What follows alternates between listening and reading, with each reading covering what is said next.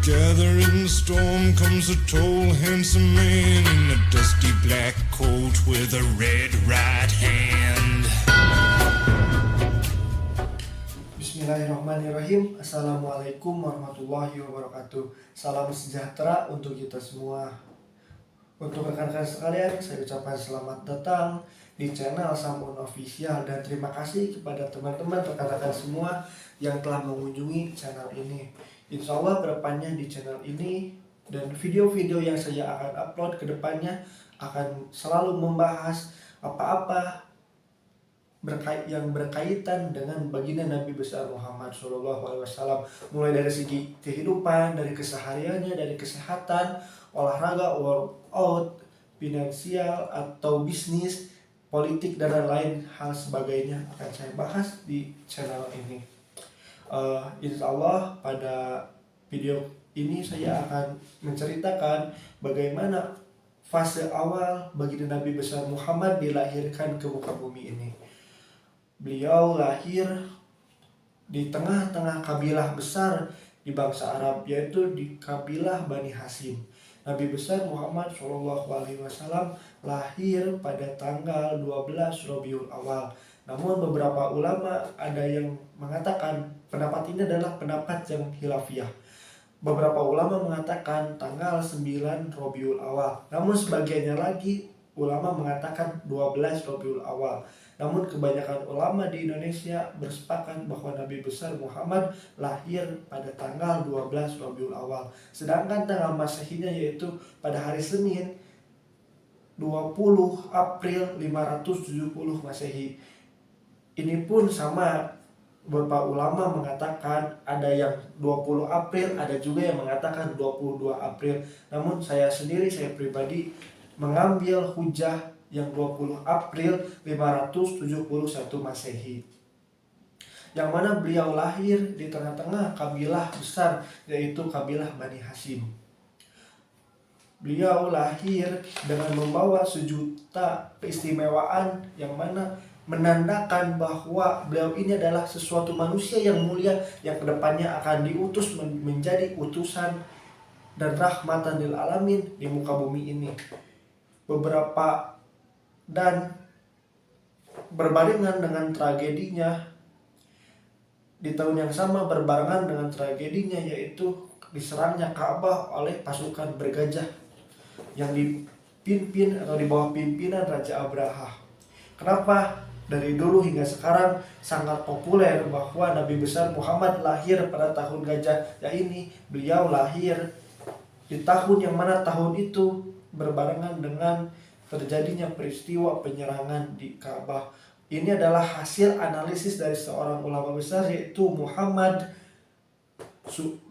Sulaiman Al-Mansur Furi, dan seorang ulama ahli falak yaitu Mahmud Kasyaf. Dan beberapa sumber lainnya juga melansir bahwa sebelum terjadinya atau sebelum kelahirannya Nabi besar Muhammad, ada peristiwa-peristiwa yang dikatakan di luar nalar atau dikatakan peristiwa-peristiwa yang aneh, seperti runtuhnya tiang-tiang beranda istana atau jatuhnya 14 beranda istana yang menunjukkan jatuhnya 14 menara istana kerajaan-kerajaan Persia. Setelah itu yang kedua, padamnya api, yang mana api ini sangat dijuluki oleh kaum Majusi dengan sematan api abadi. Namun ketika beliau Nabi Muhammad akan lahir ke alam dunia, ke muka bumi ini, mendadak api itu tiba-tiba mati seketika. Dan yang ketiga, ciri-ciri yang menandakan akan datangnya seorang yang mulia, yaitu robohnya gereja-gereja di daratan sekitaran Danau Sawah yang sebelumnya telah menyurut atau telah mengering airnya. Riwayat ini diriwayatkan oleh At-Tabrani dan Baihaqi, serta banyak periwayat dan perawi-perawi lain yang menjelaskan tentang riwayat tersebut. Namun beberapa sumber juga mengatakan bahwa riwayat yang tadi saya jelaskan itu tidak valid karena sanadnya terputus. Sangat istimewanya beliau lahir. Sebelumnya lahirnya juga beliau telah menunjukkan beberapa keistimewaan yang ditunjukkan oleh Nabi besar Muhammad. Setelah beliau lahir ke muka bumi, ibunya langsung mengutus seseorang budak untuk mengabarkan kakeknya Abdul Muthalib bahwa cucunya telah lahir.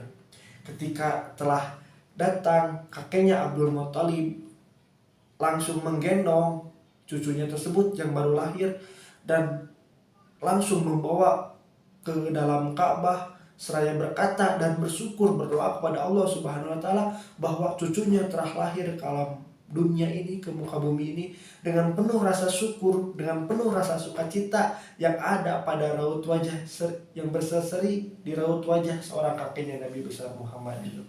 Ketika beliau lahir, selang beberapa hari, tepatnya pada hari ke-7, beliau langsung dihitan sebagaimana tradisi yang telah dijalankan bangsa Arab secara turun-temurun pada saat itu. Beliau seperti biasa atau seperti bayi pada umumnya disusui oleh ibunya dalam dekapan penuh rasa kasih sayang, penuh rasa sukacita, penuh rasa gembira di antara keluarganya. Namun wanita yang pertama kali menyusui setelah ibunya yaitu Suwaibah. Suwaibah ini adalah seorang budak dari Abu Lahab, yang mana berbarengan Suwaibah ini sedang memiliki seorang bayi yaitu yang bernama Masruh. Nabi Muhammad disusui oleh Suwaibah, yang mana Suwaibah itu dulu pernah menyusui pamannya juga yaitu Hamzah bin Abdul Muthalib dan Abu Salamah bin Abdul As'ad al-Mazumi. Mungkin di video kali ini saya sedikit menceritakan tentang awal mula lahirnya Nabi besar Muhammad, karena mungkin teman-teman juga dikhawatirkan terlalu kepanjangan menonton video ini. Jadi akan ada beberapa fase-fase di mana beliau dilahirkan hingga beliau disusui oleh siapa saja, dan bagaimana lingkungan Nabi besar Muhammad ke depannya dan dibesarkan Nabi Muhammad tersebut. Singkatnya gini, rangkumannya yang bisa saya sedikit rangkumkan untuk teman-teman sekalian agar mudah memahaminya, yaitu yang pertama, beliau lahir di antara kabilah-kabilah besar di antara bangsa Arab, yaitu kabilah Bani Hashim. Beliau lahir pada tanggal 12 Rabiul Awal bulan Hijriahnya, sedangkan Masehinya hari Senin 20 April 571 Masehi, yang bertepatan dengan tahun di mana tahun itu terjadinya peristiwa penyerangan Ka'bah yang biasa dikatakan dengan pasukan gajah yang di bawah pimpinan Raja Abraha. Selain itu, Nabi besar Muhammad SAW sebelum lahirnya ke alam dunia itu banyak peristiwa-peristiwa yang terjadi yang bisa dikatakan peristiwa aneh, yang menunjukkan, yang sangat-sangat menunjukkan bahwa akan datangnya seorang manusia yang akan diutus ke alam dunia ini, yaitu robohnya 14 tiang-tiang bendara kerajaan Persia. Yang kedua, padamnya api Majusi, yang mana api ini sangat dipercaya oleh kaum itu adalah api abadi. Yang ketiga itu adalah robohnya gereja-gereja di daratan Danau Sawah yang sebelumnya telah menyurut dan mengering. Pada hari ke-7 Nabi besar Muhammad dihitan oleh kakeknya. Sebelum Nabi besar Muhammad SAW dibawa ke dalam Ka'bah, Nabi Muhammad langsung diberi nama Muhammad oleh kakeknya.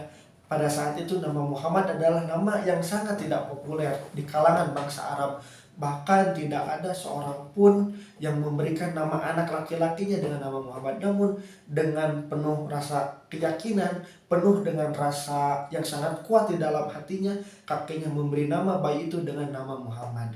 Pada hari ke-7 setelah kelahiran Nabi besar Muhammad, beliau langsung dihitan, yang mana itu adalah tradisi turun-temurun di kalangan bangsa Arab pada saat itu. Terus yang selanjutnya, wanita yang pertama kali memberi susu kepada Nabi Muhammad setelah ibunya yaitu Suwaibah. Suwaibah ini adalah seorang budak dari Abu Lahab, yang mana berbarengan pada saat itu Suwaibah juga punya seorang bayi yang bernama Masruh. Mungkin pada video kali ini sekian yang bisa saya sampaikan. Bila ada manfaatnya untuk teman-teman sekalian dimanapun berada, bisa di like, subscribe, dan di share ke teman-temannya sekalian. Sampai ketemu di video-video saya selanjutnya, yang mana akan terus membahas, menceritakan, dan akan mengenalkan siapa sih sosok Nabi besar Muhammad SAW, yang mana tujuannya untuk menambah rasa cinta kita pada Nabi besar Muhammad, dan umumnya agar kelak kita bisa bertemu dengan baginda Nabi besar Muhammad SAW. Terima kasih telah menonton channel ini. Wassalamualaikum warahmatullahi wabarakatuh.